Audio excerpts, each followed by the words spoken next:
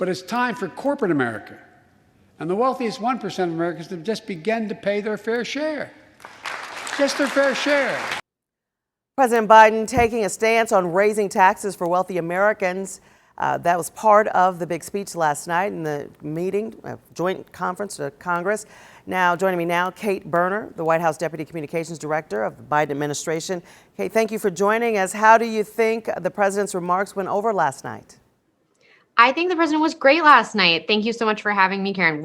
We were so excited to have this opportunity, the president's first joint session before Congress, to lay out the progress of the last 100 days, to talk about how we're getting America back on track and demonstrating to people across the country and in Georgia how government is working for them, delivering for them, and also to lay out the president's vision for the next 100 days for how we can seize the opportunities before us to invest in families, children, and our economic future. President laid out his American Families Plan. He laid out his American Jobs Plan. And as your viewers just saw, he laid out how he's going to pay for these plans by making sure that corporations and the wealthiest Americans pay their fair share.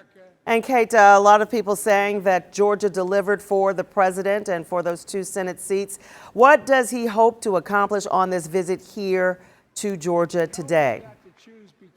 Yeah, well, you can count me as one of those people who say Georgia delivered, and the president is excited. It's day 100.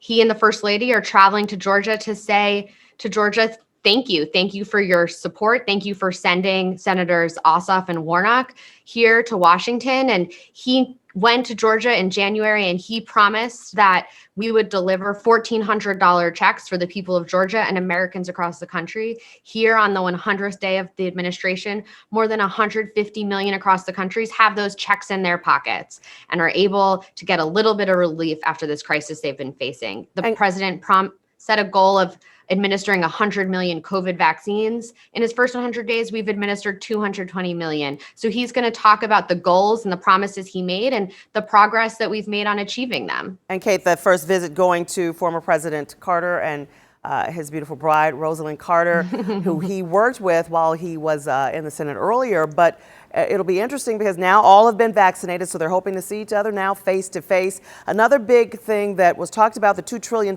price tag for the president's proposed infrastructure bill after nearly $2 trillion pandemic relief bill passed. How will this all be paid for? Yeah, so the president has laid out a pay for the American Jobs Plan. We can pay for that plan by raising taxes on corporations that are earning a profit. Last year, more than 50 companies that made money, that made profit, paid $0 in taxes. The president thinks that's wrong. He thinks that corporations who make millions and billions of dollars in profits and evade taxes by putting their money in the Cayman Islands, as he said last night, should pay their fair share. Investments in infrastructure are investments in our economic competitiveness. They'll help our businesses be more competitive and our economy grow. And the president thinks this really just comes down to basic fairness. The middle class is paying their fair share. It's time for corporate America and the wealthiest to contribute as well for these investments that are so important if we're going to win the 21st century. As the president said last night, China, the rest of the world, they're not waiting. So we have to make these critical investments as well. All right, Kate Berner from the White House Communications Department, thank you so much for joining us. We are, of course, anticipating the president's arrival at Fort Benning in just a bit, perhaps during this newscast. Thanks again. All right.